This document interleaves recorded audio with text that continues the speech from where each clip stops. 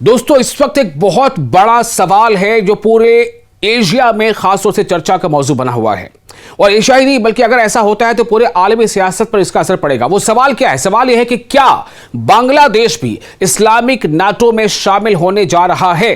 जी हां, ये वो सवाल है, क्योंकि हालिया दिनों में ये खबरें सामने आई हैं कि बांग्लादेश सऊदी अरब, पाकिस्तान और तुर्की के दरमियान होने वाले मक्का ज्वाइंट डिफेंस एग्रीमेंट में शमूलियत पर गौर कर रहा है। यानी पैक्ट तो इन तीन मुल्कों के दरमियान हुआ है, पाकिस्तान, सऊदी अरब और तुर्की, लेकिन इस मक्का एग्रीमेंट पैक्ट में शामिल होने पर बांग्लादेश गौर कर रहा है। इस मुआहदे को बाज मुबस्सरीन गैर रस्मी तौर पर इस्लामिक नाटो करार दे रहे हैं, क्योंकि इसमें नाटो के आर्टिकल 5 जैसा उसूल शामिल है। वो क्या है वो भी आपको तफसील में बताते हैं। यानी अगर एक रुकन मुल्क पर हमला हो तो उसे तमाम अराकीन पर, तमाम मेंबर कंट्रीज पर हमला तस्वर किया जाएगा। आप देख रहे हैं न्यूज़ 18 का सोशल मीडिया प्लेटफॉर्म। मैं हूं विशाल आजम। इस बारे में अपडेट क्या है?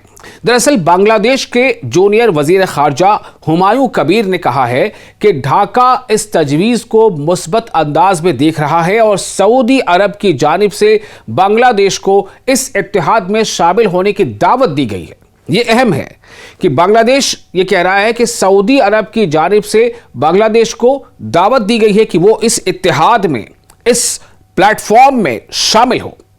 ताहम अभी तक बांग्लादेश ने बाज़ाब्ता तौर पर शमूलियत का ऐलान नहीं किया है। सवाल यह है कि इसके सियासी मानी क्या हैं, सियासी या स्ट्रैटेजिक मानी क्या हैं। अगर बांग्लादेश इस मुआहदे में शामिल होता है तो यह इसकी खारजा पॉलिसी में एक अहम तब्दीली समझी जा सकती है। माजी में बांग्लादेश ने, यानी पास्ट में बांग्लादेश ने कोशिश की है कि वो किसी बड़े फौजी ब्लॉक का हिस्सा बनने के बजाय मुख्तलिफ ताकतों के साथ मुतवाज़िन ताल्लुकात रखे, बैलेंस्ड। ऐसे में इस इत्तेहाद में शमूलियत ढाका के लिए एक नए स्ट्रैटेजिक रुख की अलामत बन सकती है। तो अब इस पर गौर करते हैं कि इसकी स्ट्रैटेजिक अहमियत क्या होगी। मक्का पैक्ट, जिसमें सऊदी अरब, पाकिस्तान और तुर्की शामिल है, उसमें अगर बांग्लादेश शामिल होता है तो इसकी स्ट्रैटेजिक अहमियत क्या होगी? इस इत्तेहाद में सऊदी अरब की माली ताकत, तुर्की की दिफाई सनत और पाकिस्तान की फौजी सलाहियत अहम अनासिर समझे जाते हैं।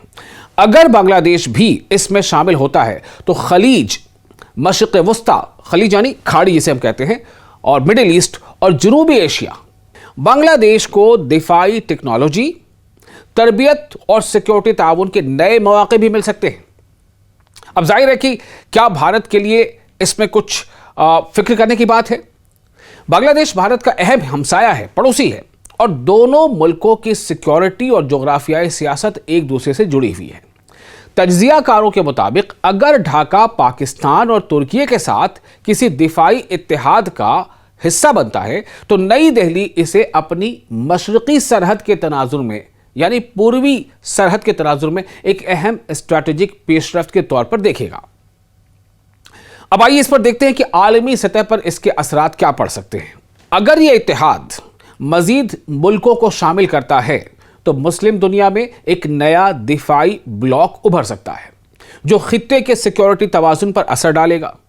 ताहम नाकदीन यानी क्रिटिक्स का कहना है कि इससे खित्ते में नए जियोपॉलिटिकल ब्लॉक्स बन सकते हैं और बाज मुल्कों के लिए तवाजुन यानी बैलेंस बरकरार रखना मुश्किल हो सकता है। फिलहाल बांग्लादेश ने इस्लामिक नाटो या मक्का दिफाई मुआहदे में शामिल होने का हतमी फैसला नहीं किया है, लेकिन ढाका की जानिब से मुस्बत इशारे मिलने के बाद, मुस्बत इशारे, पॉजिटिव सिग्नल्स मिलने के बाद यह मौजू जनूबी एशिया यानी सदर्न एशिया और मशरिक़ वस्ता, मिडिल ईस्ट की सियासत में अहम बहस बन चुका है। अगर बांग्लादेश शामिल होता है तो इसके असरात सिर्फ खित्ते तक महदूद नहीं रहेंगे, बल्कि आलमी सिक्योरिटी और सिफारती तवाजुन पर भी महसूस किए जा सकते हैं। आप इस खबर के बारे में क्या सोचते हैं? इस पर आप अपनी राय हमें कमेंट बॉक्स में शेयर करें, और वीडियो पसंद आया हो तो लाइक और शेयर जरूर करें।